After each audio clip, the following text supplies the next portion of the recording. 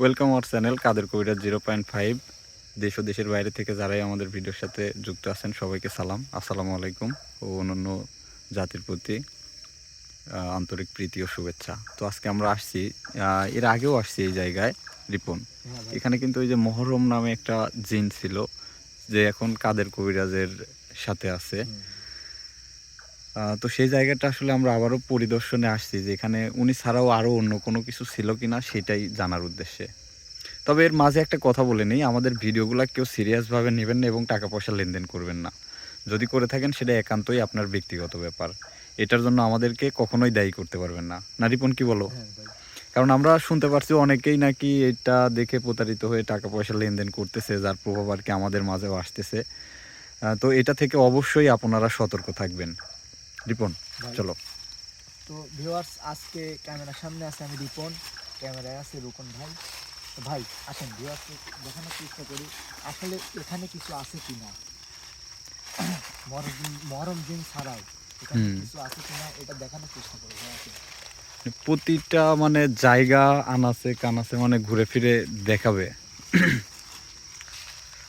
আর আপনাদের প্রিয় কাদের দাদু একটু সমস্যার মধ্যে আছে, যার কারণে আর কি ভিডিওতে আসতে পারতেছে না, নিয়মিত হতে পারতেছে না। আপনারা তার জন্য দোয়া করবেন, খুব শীঘ্রই আমরা আবারও তাকে নিয়ে ভিডিওতে ফিরে আসবো।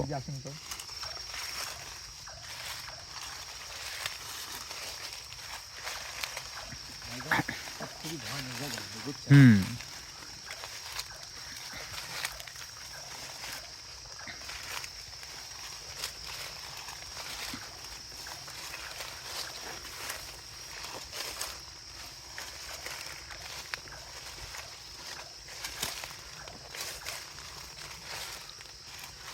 তবে জায়গাটা খুবই হন্টেড প্লেস। যদিও আমরা দুইজন আসছি আসলে, যদি রমজান মাস এই জন্য আসলে হয়তো সাহসী আমাদের কুলাইছে দুইজন আসতে, তাছাড়া কোনোভাবেই হয়তো আমরা ভিডিওটি ধরতে পারতাম না।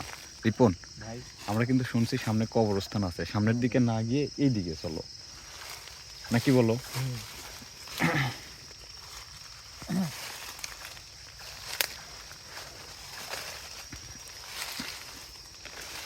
যদি মনে করেন রোজা রমজানের দিন এসব জিনিসপাতি মনে করেন ঘুরতে যাই আছে মনে করেন বাধা থাকে, মানে বন্ধু থাকে, তারপরে যদি আমাদের সামনে চলে আসে ভাই তাহলে কিন্তু আমরা ভয় পাবো।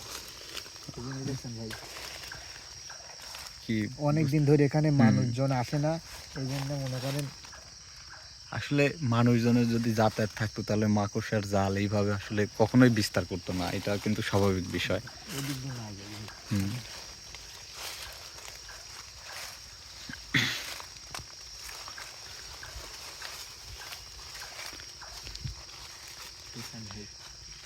হুম অনেক দিনের এই মাকড়সার এই জালটা বুনাইছে মনে করেন অনেক দিন কিন্তু সময় লাগছে। এর সামনের দিকে চলো যাই। কি যেন একটা পাখি ডাকতেছে মনে হচ্ছে, নাকি? ভাই আচ্ছা ওইদিকে অনুসরণ করো তো পাখির ডাকটা দেখে। এটা কি আসলে পাখি নাকি অন্য কিছু? আচ্ছা চলো যাই। কিন্তু আমি প্রথম শুনতেছি, হয় একটু অন্যরকম লাগতেছে। কিছু হচ্ছে আমাদের মানে ডাইকে নিয়ে যাওয়ার চেষ্টা করতেছি নাকি? হতে পারে এরকম কোনো কিছু, তবে ইনশাল্লাহ ভয়ের কোনো কিছু নাই, কারণ মহরম ভাই কিন্তু বলছে আমরা বিপদে পড়লে ডাকলে কিন্তু উনি আমাদের কাছে চলে আসবে। আজকে যে আমরা এখানে আসছি মহরম জিনকে কিন্তু বলি নাই। না এটা অবশ্য সঠিক বলছো। আমি কিন্তু ভাই জীবনে প্রথম এমন পাখির ডাক শুনতেছি। তবে আমাদের উচিত ছিল উনি যে ডিমান্ডটা করছিল সেটা কিন্তু পূর্ণ করা, সেটা কিন্তু আমরা এখনো করতে পারিনি, তবে চেষ্টা করবো ইনশাল্লাহ, সামনে এটা আমরা প্রিপারেশন নিচ্ছি। চেষ্টা তো কম করিনি ভাই, আচ্ছা চেষ্টা তো চালাচ্ছি।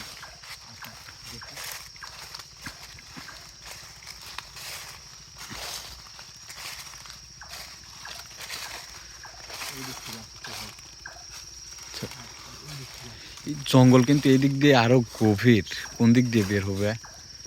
একটু পাতলা জায়গা দিয়ে বের হওয়ার চেষ্টা করো।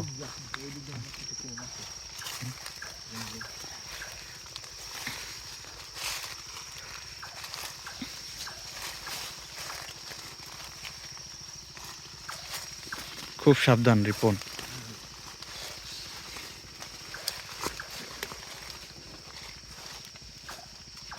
ভাই একটা জিনিস খেয়াল করছেন ভাই, আমরা আগায় আসতেছি, ও পিছনে যাচ্ছে, আমরা আগায় আসতেছি, পিছনে যাচ্ছে, দেখছেন ভাই? তবে বরটাও কিন্তু একদম পানের বরস, কিন্তু একদম পরিত্যক্ত অবস্থায় আছে কিন্তু। ডাকটা আসতেছে দেখি ভাই, হুম হুম। বিশাল আসতেছে।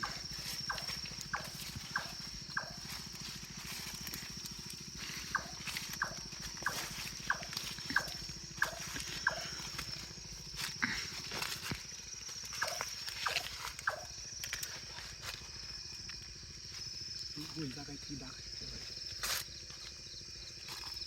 খুব সাবধানে রিপন। ভাই আমরা এখানে আসছি, ও বুঝতে পারছে মনে হয়। না রিপন, আমি কিন্তু দেখতে পাইছি এই যে একটা পাখি, দেখো দেখো, এটা পাখি না অন্য কোনো কিছু? পাখি নাকি আমাদের অন্য কিছু ইঙ্গিত দিচ্ছে এখান থেকে চলে যাওয়া? সামনের এই যে সামনে একটা গাছ আছে দেখতে পাচ্ছি, গাছে বসছে। আমাদের ভাই এভাবে আসা এখানে উচিত হয় নাই। কারণ কি জানেন, আমরা এখানে আসবো, মহারাজ জিনকে একবার হলে বলা উচিত ছিল আমার।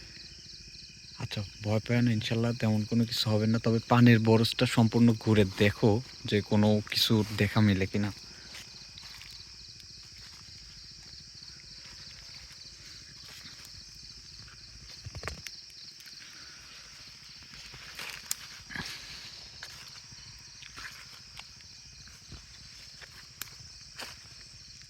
ভাই দেখুন ভাই, এদিক আমি বললাম যে হচ্ছে পানের বরজটা ঘুরে দেখো, এদিকে জঙ্গল কিন্তু আরো গভীর, ওই জঙ্গল গভীর জঙ্গলে না ঢুকি, কারণ আজকে কিন্তু আমাদের লাইটটাও নষ্ট হয়ে গেছে এখানে আসার পরে, যার কারণে কিন্তু এটা তোমার হাতে নাই। এই আমার হাতে যে আলোটা আছে না, এই বাগানের মধ্যে যদি ভাই আমরা ঢুকি, জীবনে বাইরে হতে পারবো না ভাই। না ওই জীবনে জঙ্গলের বাইরে হতে মধ্যে পারবো না না। ঢুকে অন্য দিন, অন্য একদিন আবার ওই ওখানে ঢুকবো। আজকে এই যে দিক দিয়ে আর কি কম জঙ্গল আছে এই দিক দিয়েই ঘুরে দেখার চেষ্টা করি, কারণ পর্যাপ্ত প্রিপারেশন কিন্তু আমাদের হাতে নাই। তারপরেও আরেকটি কথা থাকে, সাপ পোকামাকড়ের কথা কিন্তু বলা যায় না, আমরা কিন্তু জীবন ঝুঁকি নিয়ে এইগুলা করে থাকি। সবচেয়ে বড় কথা কি জানেন? আমি কিন্তু বারবার বলতেছি, মহারণ জিন এখানে আসার আগে একবার বলা উচিত ছিল। জি জি। কারণ এগুলা যখন থাকে, একা থাকে না কিন্তু, ওর সাথে কেউ না কেউ থাকে, কারণ একা কেউ থাকতে পারে না।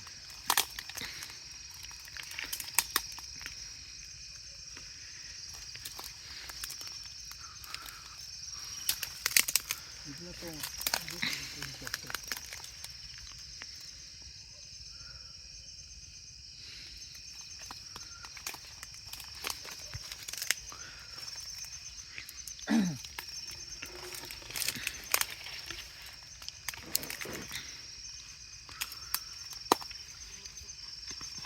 রিপন সাবধানে।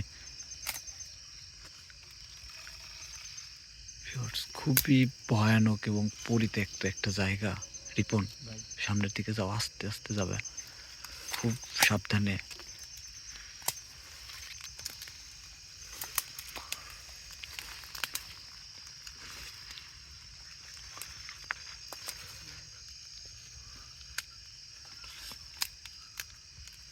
সামনে যাওয়ার মতো কিন্তু কোনো পরিস্থিতিই নাই। মানে অনেক দিন ধরে পরিত্যক্ত। রিপন ভাই এই বামের দিকে একটু যাবে, দেখো দেখো, এখানে কেমন যেন একটা গভীর গর্তের মতো লাগতেছে না? নামবো নাকি ভাই? না না না না না, অবশ্যই না, অবশ্যই না। Viewers, আপনারা দেখেন নিচে একটা ক্যানালের মতো। রিপন ভাই আমার কেমন যেন ভয়ের একটা আভাস লাগতেছে, বুঝতে পারছো? মানে পিছিয়ে আসো, ক্যানালের কাছে যাও না। লাঠিটা হাতে নিচ্ছে কি হয়ে যাবে জানেন লোকন ভাই? হ্যাঁ বলো। সাপ পোকা যদি হ্যাঁ হ্যাঁ সামনে পড়ে, আসো আসো আসো আসো। কারণ এইসব জায়গায় মনে করেন সাপ পোকা থাকতেই পারে। পরিত্যক্ত জায়গা। তবে এর আগে কিন্তু আমরা যেদিন ইনভেস্টিগেশন করছি এত গভীরভাবে কিন্তু আমরা দেখতে পারি নাই আসলে জায়গাটা।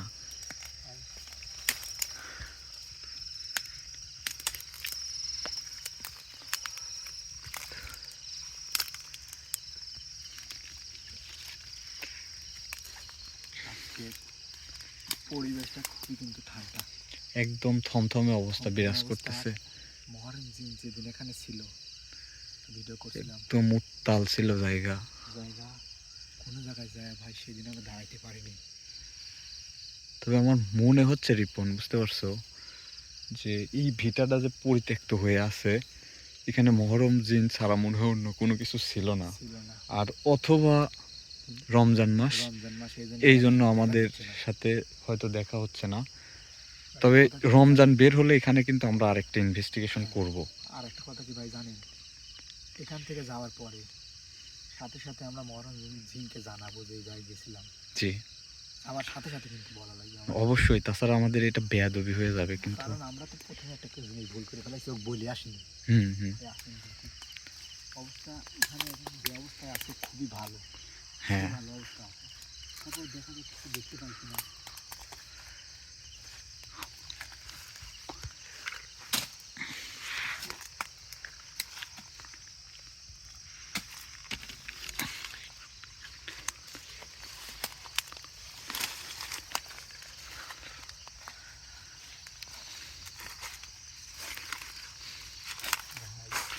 এইসব জায়গায় যে কতদিন ধরে মানুষ আছে না ভাই, বুঝছেন?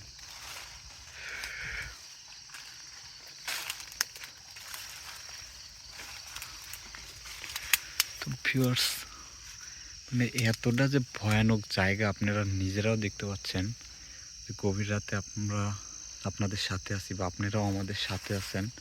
তো আমাদের জন্য অবশ্যই আপনারা দোয়া করবেন।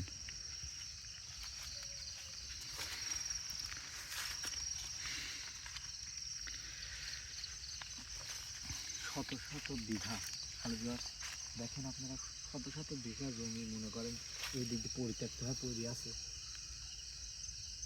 কিন্তু এখানকার মানুষ কিন্তু জানে না যে আমরা এই মহরম জিনকে বন্দি করছি। কিন্তু না, ও যেহেতু আমাদের ওনার সাথে স্বইচ্ছায় আমাদের সাথে আছে। কারণ আছে, কারণ হচ্ছে ওনার ডিমান্ডটা আমরা ফিল আপ না করা পর্যন্ত কিন্তু ওটা আমরা এটা জানানো যাচ্ছে না। জানাইতে পারবো না। কারণ সবাই আসলো কিন্তু উনি আবার মনে করো উৎপাত শুরু করে দিল, তাহলে আমাদের জন্য সাধারণ মানুষের কিন্তু ক্ষতি হবে উপকার করতে এসে। ও যদি একটা অন্যায় করে ফেলে, একটা মানুষের যদি সমস্যা করে, দোষ কিন্তু ড্রাইভার কিন্তু আমারে পড়বে। আমাদের আমারে কথা শুনে কিন্তু মানুষ আসবে এখানে। আমরা যদি বলি যে এই জায়গার সমস্যার সমাধান করছি, তারপরে যা এখানে মানুষ আসবে, এসব জায়গায় জঙ্গল কাইতে মনে করেন যাই আবাদ করুক, যাই করুক করবি। তো ভাই আসেন দেখি সামনের দিকে আগাই। তো আজকের পরিবেশটা খুবই ভালো।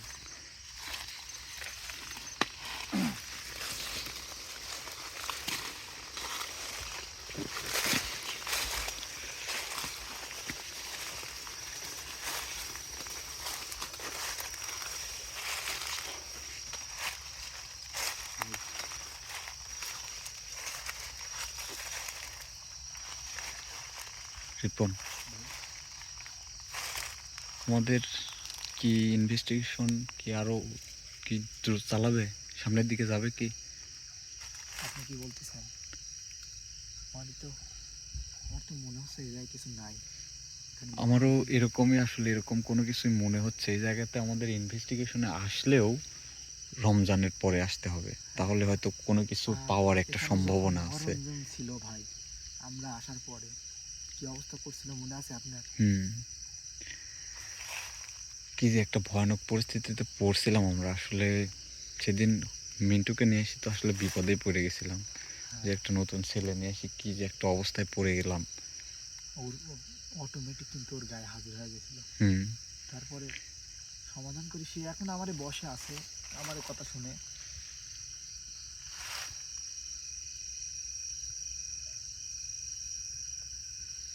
তারপরে ইনশাল্লাহ এখানে তার যে একটা মহরম জীবনের যে একটা ডিমান্ড আছে, এই ডিমান্ডটা আমরা পূরণ করি ইনশাল্লাহ। এখানে যাই আবাদ করুক আর যাই করুক, এখানে আমরা ব্যবস্থা করে দেবো যাতে ওরা কাজ করে খেতে পারে। ইনশাল্লাহ আমরা শত শত বিঘা সর্বোচ্চ জমি ভাই, চেষ্টা করব। দেখেন শত শত বিঘা জমি পড়ে আছে ভাই। হুম।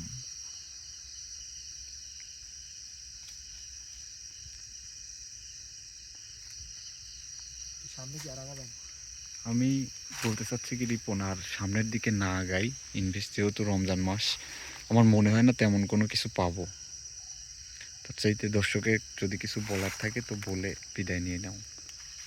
তো ভিউয়ার্স, আপনারা তো দেখতে পাইলেন যে এখানে তেমন কিছু নাই। আর আমরা যখন প্রথমে আসছিলাম, মহরম জিন কি করছিল মিন্টু ভাইয়ের পারে হাজির হয়ে, আপনারা তো দেখছিলেন।